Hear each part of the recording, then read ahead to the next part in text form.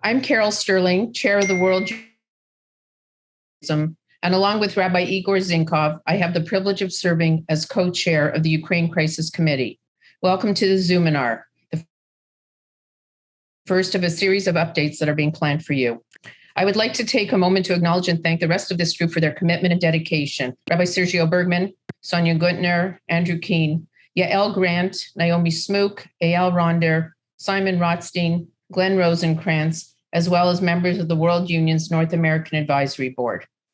The invasion of Ukraine is generating historic levels of humanitarian needs within the country and among the huge waves of refugees in Central and Western Europe and beyond.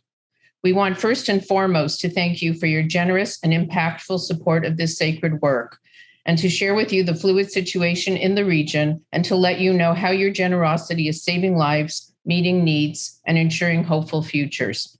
To date, over $2 million have been raised from over 8,000 donors worldwide.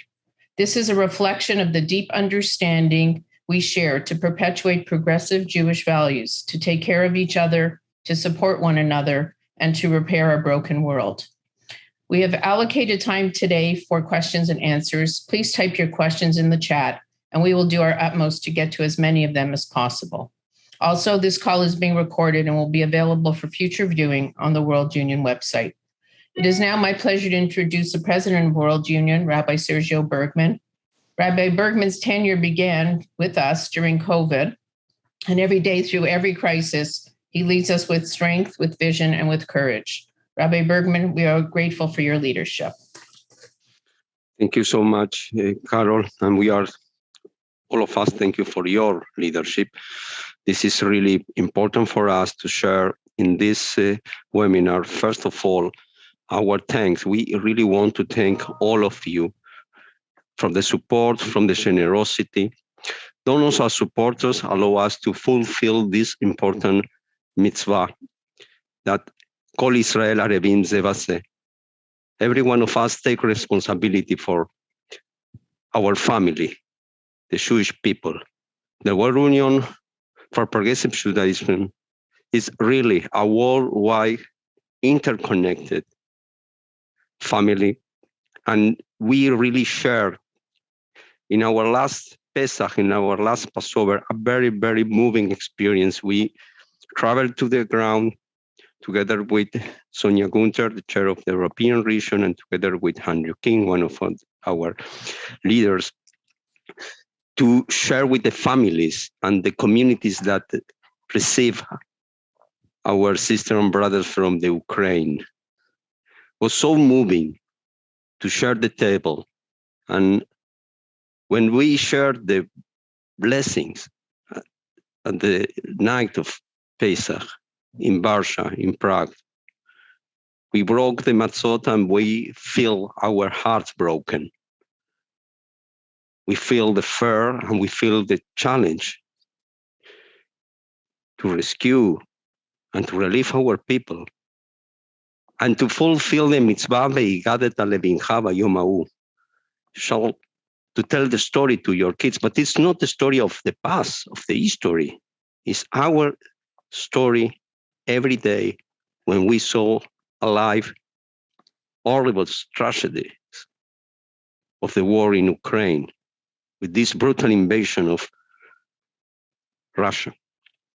On the other hand, the strength and the depth of the global progressive Jewish communities, with the solidarity and the generosity of every one of you, working all of us together to pursue freedom and to really believe that a new Pesach, a new Passover, it's coming from the Ukrainian people to have the opportunity to resettle and to rebuild Jewish life in Ukraine, in sovereignty and freedom from the Ukraine and from the war. It's my privilege to introduce Sonia Gunther, our chair in the European Union for Progressive Judaism, to share with us the message. Thank you very much, Rabbi Bergman. Good evening from Cologne in Germany, and a warm welcome from me as well to this special meeting. The European Union for Progressive Judaism brings together 180 progressive congregations in 17 European countries. We're headquartered in London, but very active in Brussels as well, where we represent the global progressive movement at the European Commission. Over the past 2 decades, we have seen progressive Judaism re-emerge in many areas in Europe, most impressively so in the south, in Iberia and Italy, and most prominently in Central Europe.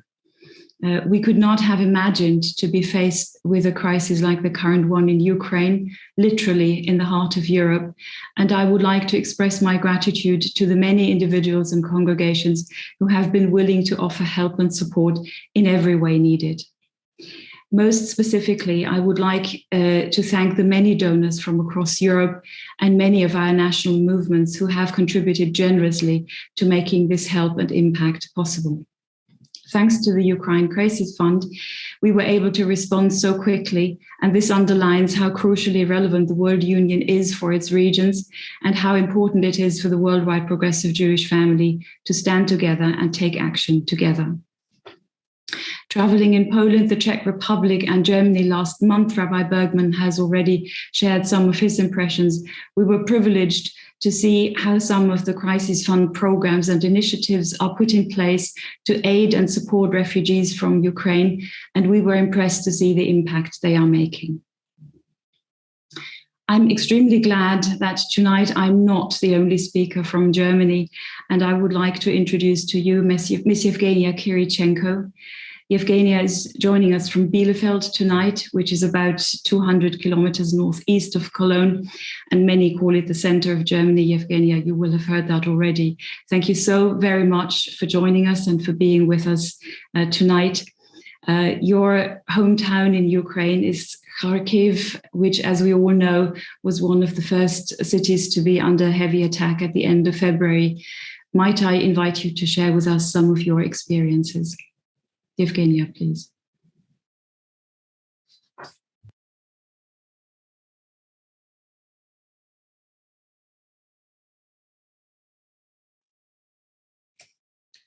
Evgenia, switch on microphone. Yeah, включенный. Yeah, turned? Yeah. Good evening, and thank you for an opportunity to participate in this event. I am really pleased and helpful for all the support and all the donation we've had received. Approximately 1 month ago, I visited Sonia Günther in Bielefeld, and they shared some support with food and all the stuff need such people like me. And now I'm a refugee. That is why I'm really pleased about this, and I wanted to tell you my story. I'm from Kiev. I was born in Kharkiv, and now I'm a refugee in Bielefeld, Germany. My life divided into 2 separate parts, after and before. On the 26th of February, I woke up not because of my alarm clock, but because of bombing. It was awful. I don't know what to do and where to run. My son was in another place, so we were divided, and I can't even reach for 2 hours him because the connection was so poor and bad at that moment. It was awful. It is really scary not to know what to do and where to hide and seek. I decided to go and to reach my son. For some days, I need to stay in some basement while the bombing was very hard. And I'm praying and I'm thinking about one thing. Nobody enters the basement, and I hope that it wouldn't be any Russian soldiers. It was really hard to me to understand what is the worst thing for me, to be killed or to be raped. I picked up some luggage, my cat, and reached my son. In Vinnytsia, we were hit by bombs. We were lying on the ground and dreaming that these bombs will hit not us, but other people. You know how it's awful to pray that someone will be killed, but not you. At that moment, I understand that my life can continue, and I decided to write farewell letter to my son. I just want to know that I'm so proud to be his mom, and I'm really pleased to stay all these years together with him. The shooting stopped, and I have an opportunity to read the board. It was the hardest 4 days of my life. I will remember these 4 days all entire life. But it is the first story. I've got another story. The story about surviving of my mom and grandmom. It was in Kharkiv. My mom decided not to leave because my granny is disabled. She is 90, and she survived before Second World War. And I'm afraid that she will not survive this time. It was really hard to deliver her somewhere because there was no any transport, ambulances or something like that. We've got 3 attempts to do this. The first one failed. The car was shooted, and the second also was failed. The driver say no because there were too much shooting of civil cars by Russian soldiers. The third attempt was lucky. Jewish community in Kharkiv support us. They pick up my granny with ambulance and deliver her in the bus and deliver her with armed forces soldiers to the border. And now she is in Israel in a safe and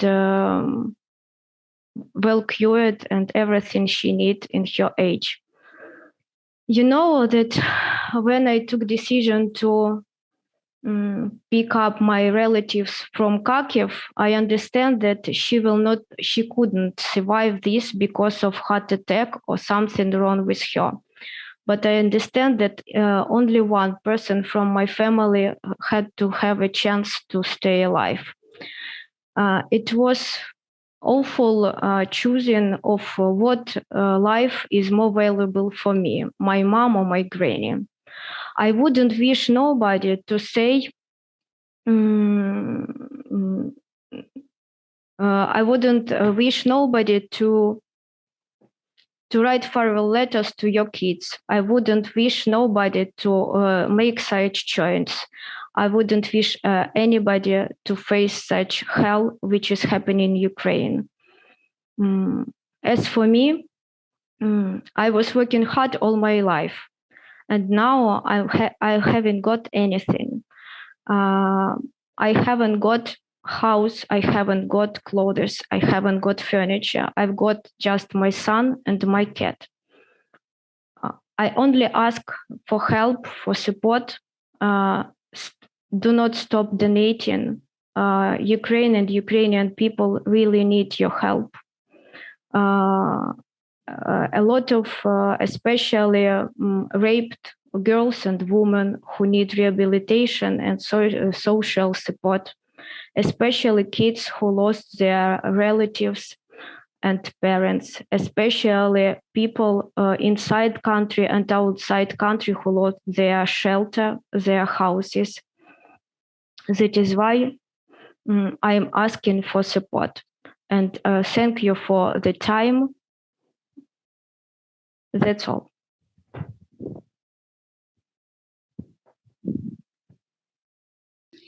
Thank you so very much, Evgenia, for sharing your story with us. And I know that I speak for every single participant on this call when I say that we admire your resilience and your courage, and we wish you and your family all the very best going forward.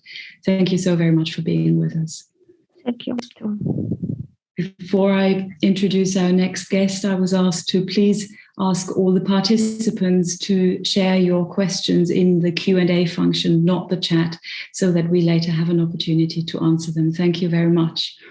And I'll hand over to Marek Jeżowski. Marek, it is wonderful to see you. Marek is the chair of Beit Polska, the Union of Progressive Jewish Communities in Poland. Please, would you share your impressions with us? Thank you very much. I'm speaking to you from from Warsaw, late evening, late afternoon or evening, Warsaw, a city seemingly quiet, but abuzz with new events and new inhabitants, as any other large city in Poland. I'm speaking on behalf of a handful of progressive communities working and living in Poland, and particularly revived over the past 30 plus years here. We are members of the World Union and of the European Union for Progressive Judaism. And as locals, we are, in a sense, for ourselves, first responders in Jewish way to the crisis that is come to our door.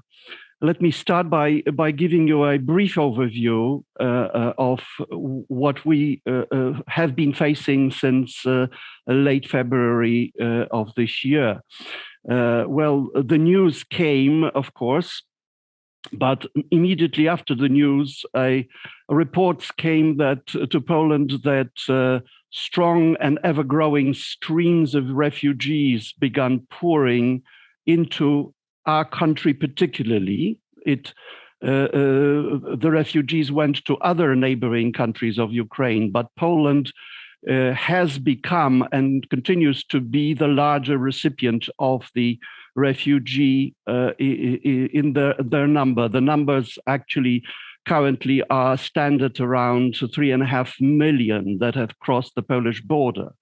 What's also interesting is that only 500,000 went further on to other Western countries from Poland. All the others have remained in Poland and have sought to find some semblance of normality in Polish cities, mostly the larger cities such as Warsaw, Krakow, and others. And that, of course, created incredible crisis and need to respond. I would only add that the structure of this refugee group is mostly women of various ages, accompanied by children from toddlers onto older children and teenagers and so on. And of course, we as a Jewish community and as individuals could not stand passive faced with this. And we all try to engage and continue trying to engage on ad hoc basis in whatever volunteer assistance we could hear about and join. We started collecting money, food, and other things to help. Our members began working in reception centers and so on. But then we, as a community, we thought we needed to use the limited resources that we had in a more structured way and identify projects which could be addressed in a more systematic fashion and really help the refugees in need. And of course, refugee by definition is a vulnerable person. But among those vulnerable, there are those who are particularly vulnerable, and we sought to not just find our fellow Jews in these massive numbers, but also people with special needs and special vulnerabilities. And as we were not able to undertake projects ourselves, we sought to find ways or find projects that were worthy and that we could verify and check, where we could provide assistance. And one of such projects that I want to describe to you is a project that was started by a school, a community school that is particularly school for children with special needs. Autistic, Down syndrome children dominate as the student body there. This is kindergarten through to entire primary school ages. Well, this school was very quick to notice that children with special needs are particularly in need of safety and in need of finding a stable corner for their lives. And they realized that parents of these children were particularly heavily hit coming through the border from Ukraine to Poland, and were desperate. Well, they anticipated the market very well, it seemed, because they made their initial announcements, which is something you can see here on the screen, by the way. Back in the very first days of the war, the principal of the school said we need to announce this quickly, that because we have potentially 25 openings for children, refugee children from Ukraine, children with special needs. And they, without thinking about the resources, they made an announcement and at the same time started budgeting for that. They started fundraising from individuals around Poland, which did not go too well. I happen to have had a connection with them, having lived near the school. This is a satellite city of Warsaw in a leafy suburb area.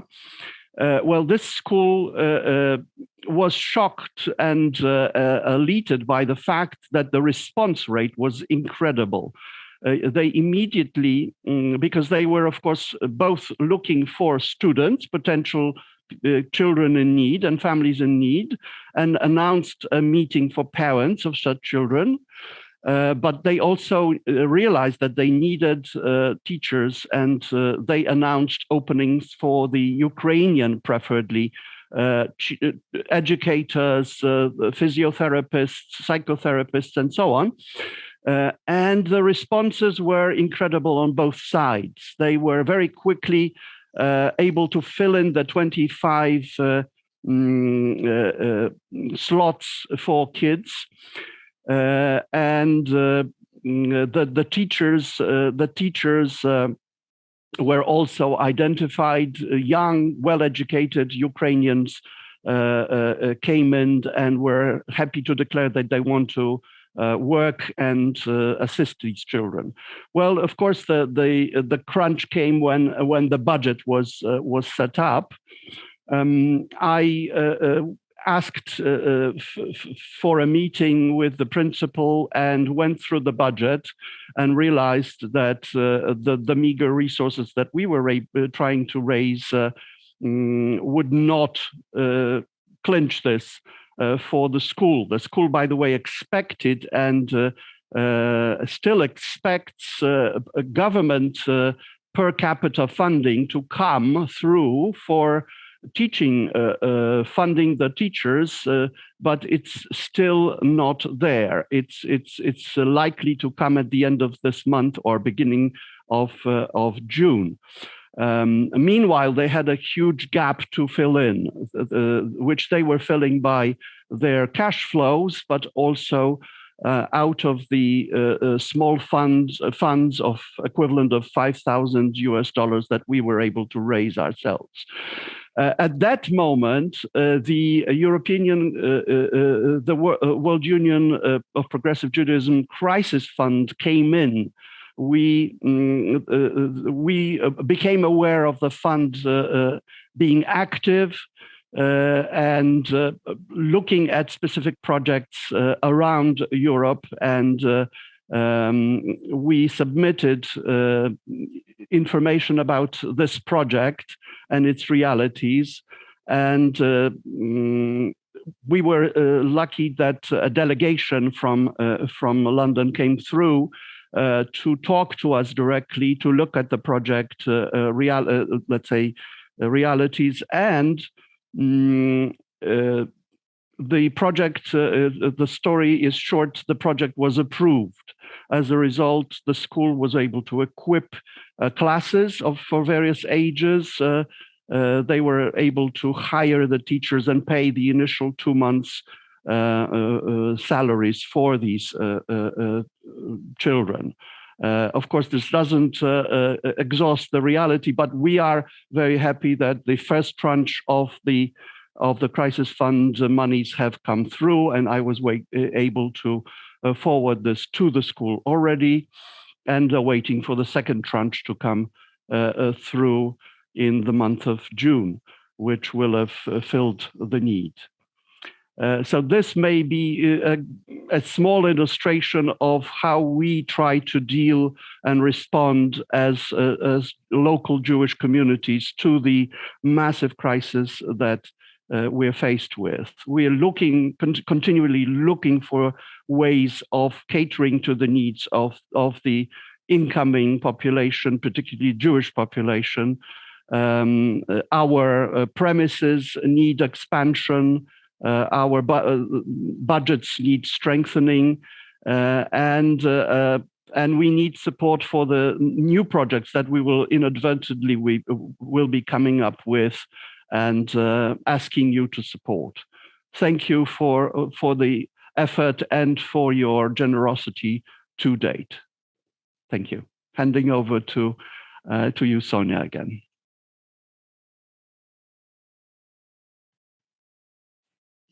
And I'll hand straight over to Rabbi Bergman. Thank you, Mark.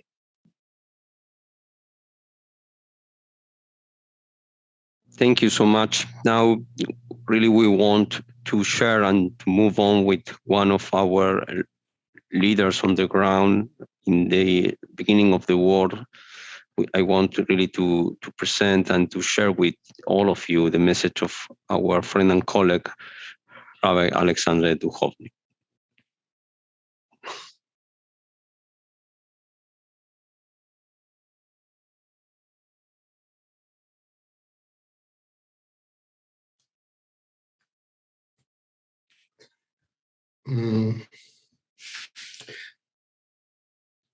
Good evening. A few days ago, I started a presentation to the upcoming Lag BaOmer festival and the Shabbat services and programs, which I will lead by Zoom for the progressive congregations in Ukraine. Reading the Torah portion Bechukatai, I was intrigued by the text, which presents 3 sources of hope that the people can hold to even when their survival seems entirely unlikely. The first source of hope is repentance. From the beginning of the war, which started on February 24 this year, I spent 10 days at the basement of the old residential apartment, leading the religious services, phoning the members and the chairpersons of our progressive Jewish congregations in Ukraine, and trying to answer their and my personal questions. Why? Why the war has been started? What was done wrong? What shall we do? Where shall we go to? How to save our children, Torah scrolls, property? The best answer to all this and many other questions possibly may be in the essence of hope itself, which leads us to learn how to value life, how to value friends, relatives, and you, our donors, who are at this challenging time brought immediate answer and support via Ukraine Crisis Fund. The second source of hope, which Torah mentions about, is merit of matriarchs and patriarchs. 10 days after the war has been started, escaping from Kyiv on the rescue bus, partly supported by this Ukraine fund, crisis fund, where you send your financial support. Passing through the borders of 3 countries, I was thinking about my ancestors, particularly about my mother, a Holocaust survivor who fled from the Nazi-occupied war zone during World War II. Also, I was thinking about her father, my grandfather, the last rabbi of Hasidic Russian, who was killed on Lag BaOmer and whose name I bear. I was able to restore the broken chain of rabbinic tradition after graduation from the Lebeck College in London and returning to Ukraine. It was my hope, based on personal journey and merits to my ancestors. And as Evgenia explained, she wanted only one person to be saved from his family. I wanted my congregations and my congregants be saved, and me personally as well. And the third source of hope, which we are reading in our Torah portion, is God's covenant with Israel. We can value this covenant living at other different parts of the world. However, a dream of my parents was to enter a promised land, which I fulfilled 2 months ago. And now I'm talking to you from Haifa. This is how they called this town in Hebrew. Our covenant with God is not only about our past, it is about present, but mostly it is about our future. Future for Ukraine and its citizens. Future for the progressive movement in Ukraine, which was started at early years of the 19th century and restarted by the enormous support of the world union after the fall of Soviet Union. Today, at the time of the war, there are immediate financial, social, medical, spiritual needs for those who are still in Ukraine, resettled at the different secure areas, as well as for those who are still reside at their hometowns. Based on repentance, merits, and covenant, the hope that war will come to the end and our peaceful life in Ukraine will be restored, and I will be able to come back and to embrace my congregants is more than alive. And this is also because of you all, because of professionals, lay leaders, congregants, and donors, because we are strong. And the strong people don't put others down, they lift them up. And this is what we are doing together. Thank you, all of you, for doing that. Semi-morning period of Omer is interrupted by Lag BaOmer, which already started here in Israel. War will be stopped by peace. And altogether, we are doing very important work. We are protecting human values. We are protecting humanity. And we are protecting Judaism. And thank you for doing that. Joyful Lag BaOmer. Thank you. Thank you, Rabbi Duchovny, and thank you for your leadership over the many years.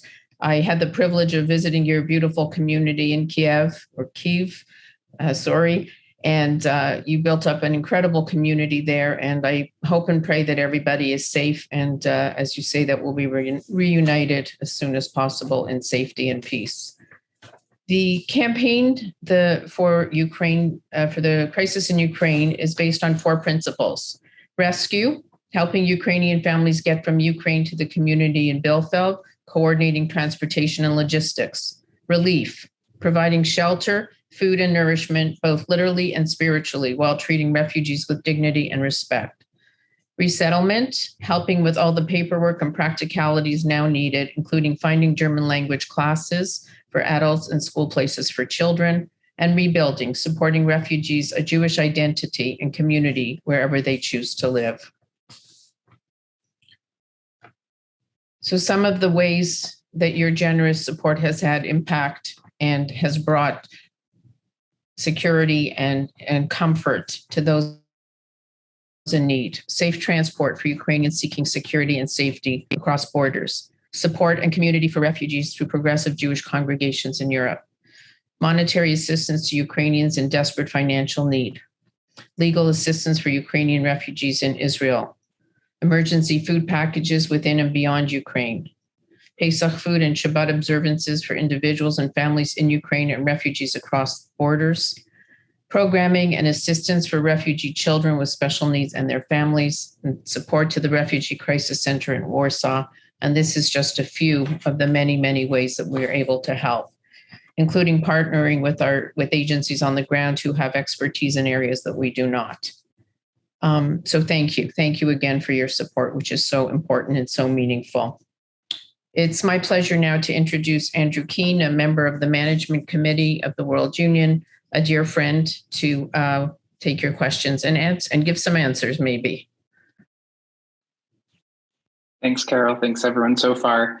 We have a number of questions that have come in already, but if you do have questions either for a specific speaker or for the group in general, you can type that into the Q&A function in the bottom of your Zoom screen, and we'll have time for a handful of them. One of the questions that we've been asked a number of times, not just during today's Zoom, is how can people across the world, but in their community, actively support and contribute to meaningful efforts? We know that people are really eager to help and be supportive, and are looking for guidance to make sure that help and support is directed into a meaningful project or in a meaningful way. So, Sonia, can I pass that to you first? Thank you very much, Andrew.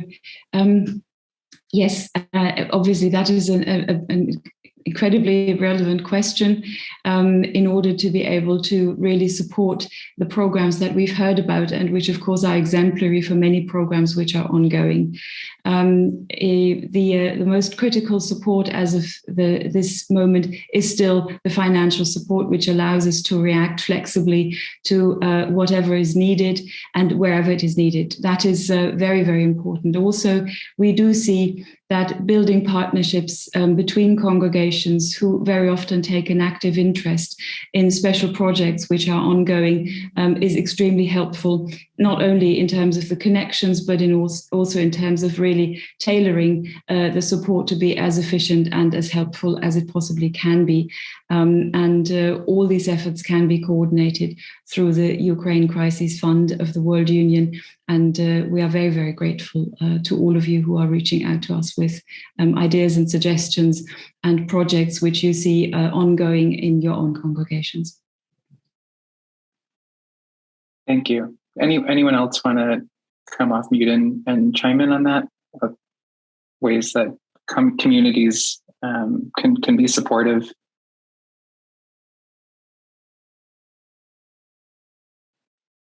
Okay.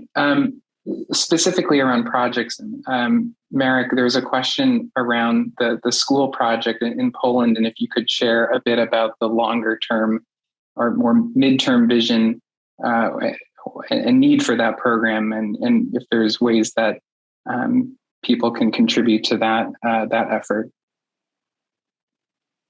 If the question refers specifically to the special needs school, then I would simply say that schools in general receive government or municipal funding. However, in Poland, there are gaps, obvious gaps, and not enough provision for the Ukrainian kids. In other words, this group of kids that came into that school qualifies theoretically under law for support, but in practice, the local government has been saying, we've not been allocated any money, we don't have any money for you. So in a sense, they are in need of a more structured, longer term support than we have so far provided for them. I guess if we assume that the refugees are likely to stay here, and if these parents are satisfied, and they are incredibly satisfied because their kids have found a safe haven, then this is likely a 2-year project, because that's the estimation that that's how long it will be. These refugees are likely to stay in Poland before they venture out back to Ukraine, which is what they all declare they wish to do. If that answers the question to some extent. Thank you. Excellent. I appreciate that. Next question for Rabbi Duchovny. Can you give us a sense of where members of progressive communities in Ukraine are currently living? Where are you seeing people seek permanent or temporary living situations across Europe? Thank you for this important question. As I mentioned, there are people who are still in Ukraine. So when the war broke down, people from the active war area started to move to safe areas. Ukraine is the biggest in Europe because of its territory country. So they moved to the western part of Ukraine. Some of them cross the border with Poland, and as Mark said, 3.5 million Ukrainians cross the border, but mostly women and children, because males age until 60 were not permitted to go to their families. So this is where we have separated families. And this is another psychological effect which we are dealing with. So we have congregations in western and southwestern part of Ukraine where people from central or eastern part of Ukraine moved to. But also we have people who were unable to move because, first of all, they didn't want to leave their property. Secondly, because they were ill or disabled and no one can help them. And when I was leaving Kiev after 10 days being at the basement, and I learned that it's going to be a rescue buses going from Kiev to the border with Moldova, I found members of Kiev congregation saying in 4 hours we'll have a bus. And some of them, and I said, I'm leaving because already the movement that told me is that it's time to save my nefesh. So, and they started to cry and they saying, we are not going, we're still here, and how you can leave us? And they said, I will be with you. And for me, it's another challenge. This is why I'm in constant telephone, Zoom, and Viber contact with the members.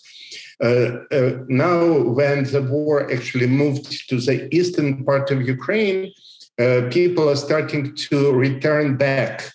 And this, what I know, is that very many our congregants from Kiev, one of the biggest progressive congregation in Ukraine, they're moving back to Kiev. And the transportation started to work in Kiev, and country is going to be rebuilt. When and how soon, we don't know, but this is effort of entire world, not only Jewish community, to support Ukraine in rebuilding, first of all, in rebuilding infrastructure, houses, in building democracy and combating corruption, which we had in Ukraine. So this is the role which our movement was playing for 30 years since we restarted the reform movement here in Ukraine. So I hope one day I will come back. Thank you. I appreciate that. We're getting a few questions about the fund. Specifically, you saw a list of examples of programs that we've funded already. And you've heard today, obviously, from work that's happening in Poland and in Germany and in Israel. But if someone could comment where else both we're seeing, we're funding work in other countries, and also where we're seeing needs start to emerge. I'm not sure, Sonia, actually that might be a good question for you as well. Thank you very much. Yes, the immediate efforts were obviously concentrating on the neighboring countries, and Rabbi Duchovny has already given us an insight into the midterm expectations of where we are going to see movements in Europe and across Europe, and Marek has also alluded to that in his reports. We do see that a number of congregations and countries around Europe are now in need of help, and I would like to specifically mention Spain and a large number of refugees who have travelled to Barcelona, and we are very much looking forward to supporting a new project there, thanks to the help that you have all made available. So I do believe we are going to see this as a phenomenon across Europe with very unpredictable patterns, and we are very grateful that we'll be able to answer any needs flexibly as they arise. Thank you. I think we have time for about 2 more questions. The next question is the demographics of the people that we're helping with the fund, and commenting on, are we just helping Jewish refugees, or are we helping Jewish and non-Jewish refugees? Maybe, Marek, first to you, what you're seeing on the ground, and then maybe to Rabbi Bergman from a World Union perspective. We do want to help Jewish refugees, but not just Jewish refugees. So my response is that at this moment in the development of the crisis, we cannot and should not distinguish between we all are in need, in incredible need, an existential need. So we have, at least in our local work, we have focused on a blanket approach. And we're looking at the demographics in greatest need of assistance.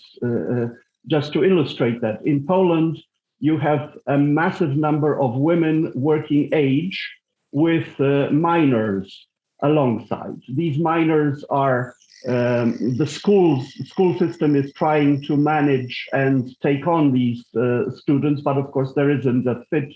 The children don't speak Polish as yet, and so on. But the mothers would desperately like to be self-sufficient. They have work permits, a blanket work permit, so they can work. But those that have small children are barred from that. And hence the real assistance that we are looking at now in the medium term is how to create a system of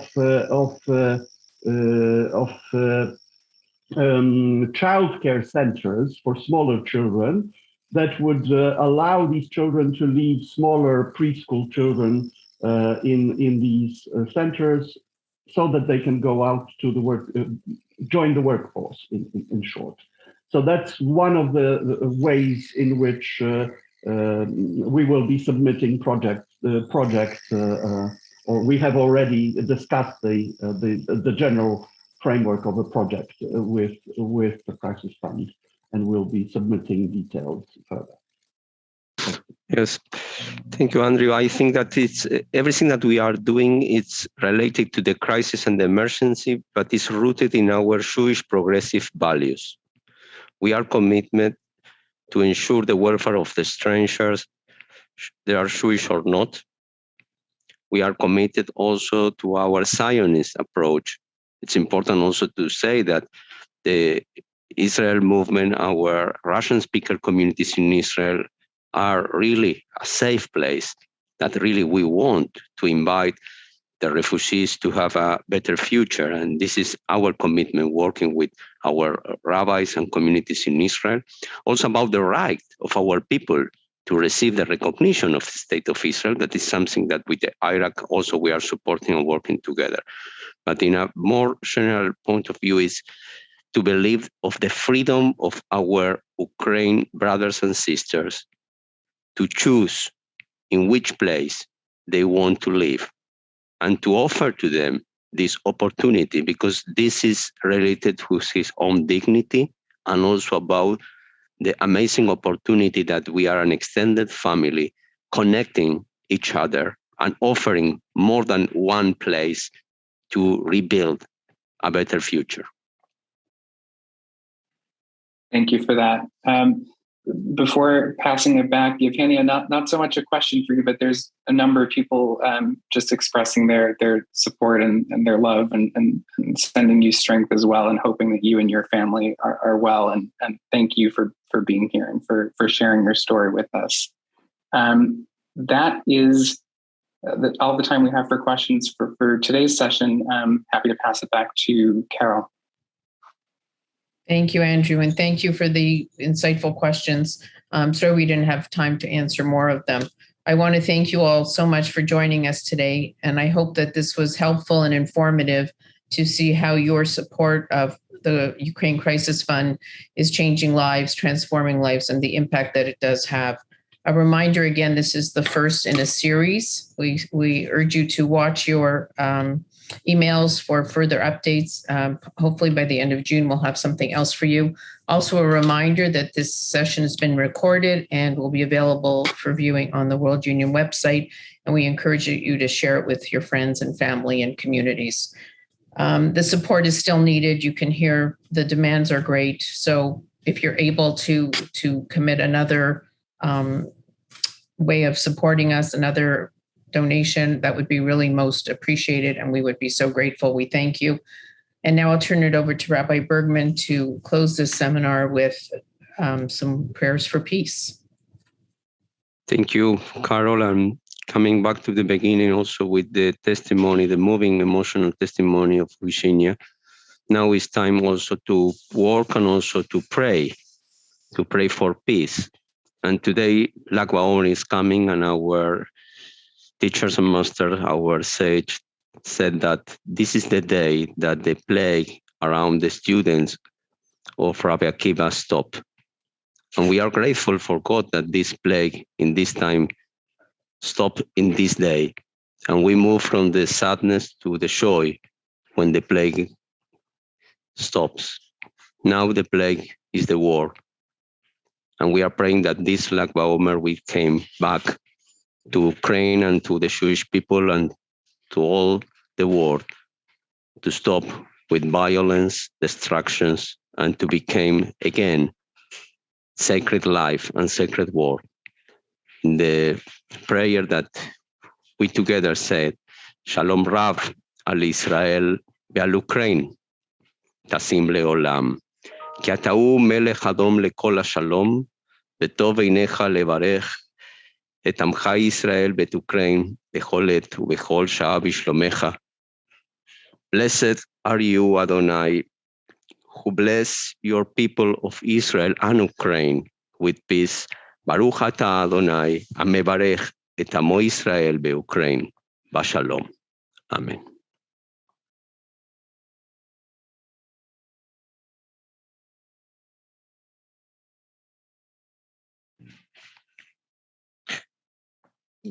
Thank you for everyone for sharing this time, and thank you for all of our supporters and donors to keep going with us to rescue, to relieve, to resettle, and to rebuild Jewish progressive life in Ukraine and around the world. Lag BaOmer Sameach, and Shalom al Ukraine al Israel.